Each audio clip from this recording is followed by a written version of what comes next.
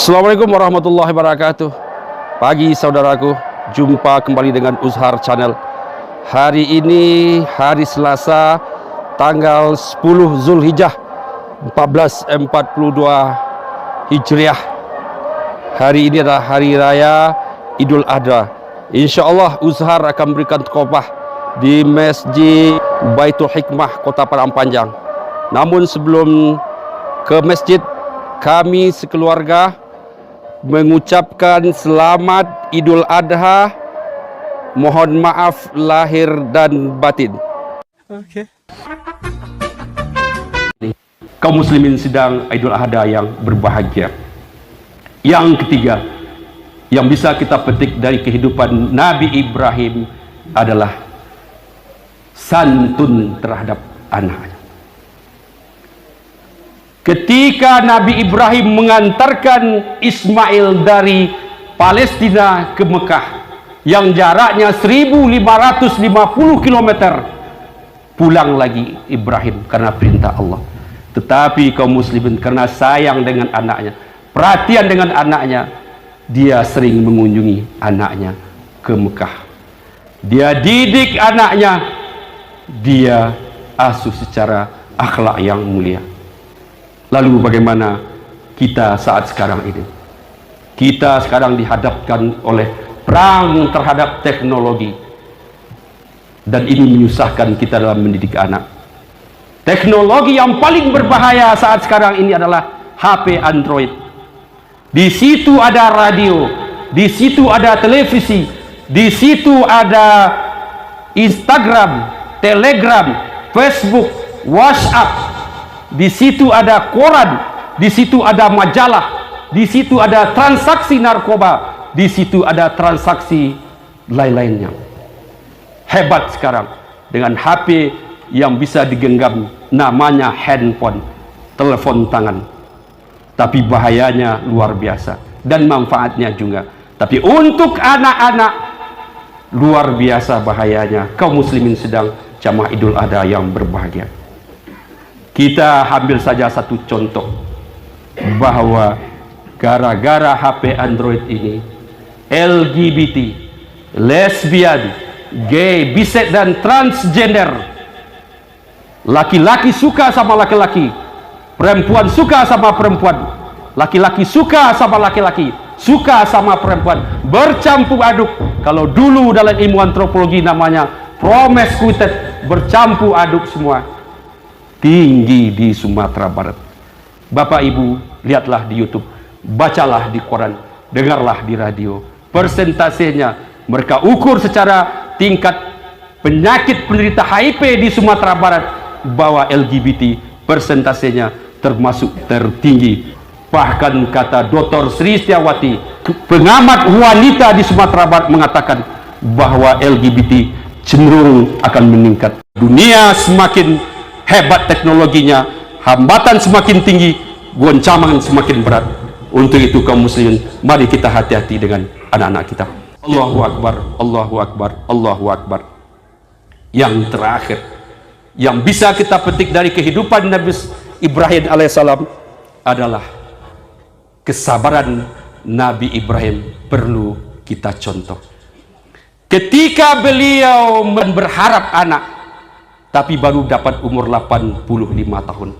Bahkan ketika membesarkannya, ketika anak itu sudah berumur pemuda, maka diminta oleh Allah untuk menyembelihnya. Dan disampaikan kepada anak, ya bunayya, inni ara fil manan anna asbahuka. Hai anakku, aku melihat engkau disembelih dalam mimpiku. Mimpi Nabi itu adalah wahyu. Diuji Nabi Ibrahim, tapi beliau sabar menyampaikan ke anak-anaknya. Kaum muslimin sedang jamaah Idul Adha yang berbahagia. Kita dalam hidup ini pasti selalu diuji oleh Allah Subhanahu wa Ta'ala. Berbagai macam ujian, penyakit, penderitaan, kehilangan, kekurangan harta, kebakaran, jiwa, dan lain sebagainya. Dan ini adalah janji Allah. Tapi ingat kaum muslimin, bahwa ketika Allah menguji, itu tanda Allah cinta kepada orang-orang yang diuji. Wala nabluwannakum bisyai'im minal khaufi wal ju' wa naqsin minal amwali wal anfusi was samarat wa basyiris sabirin.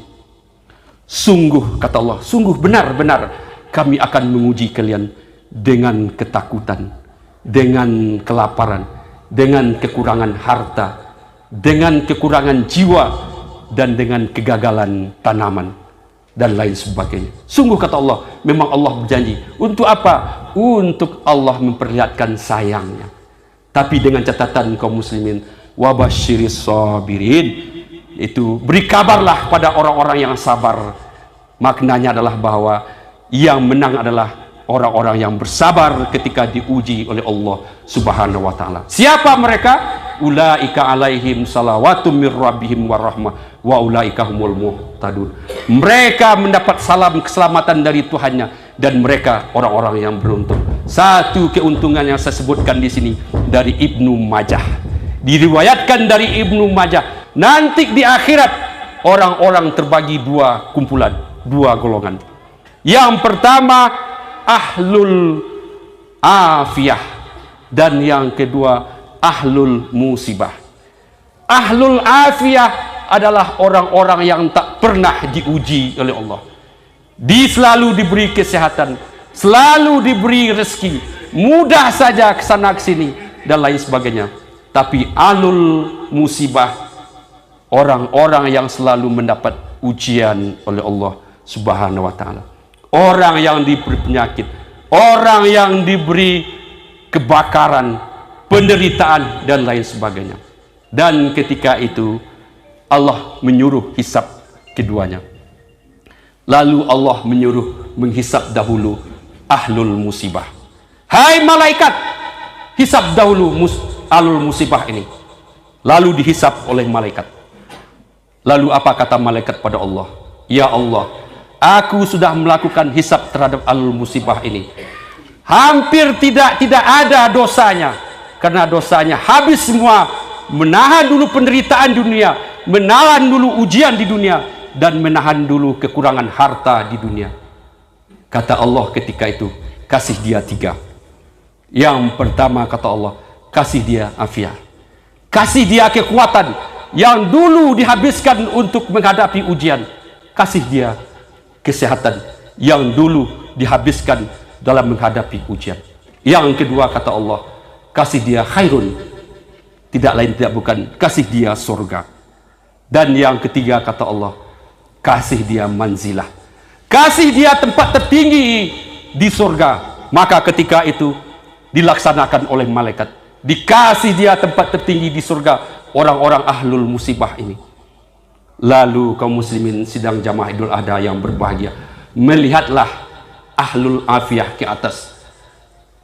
Apa katanya? Berdoa, ya Allah, kalau tahu seperti ini, ya Allah, aku ingin pula diuji seperti ini. Maka untuk itu, ya Allah, kembalikan aku ke bumi untuk menerima ujian-ujian. Bahkan aku mau ketika daging-dagingku dicencang sampai kecil.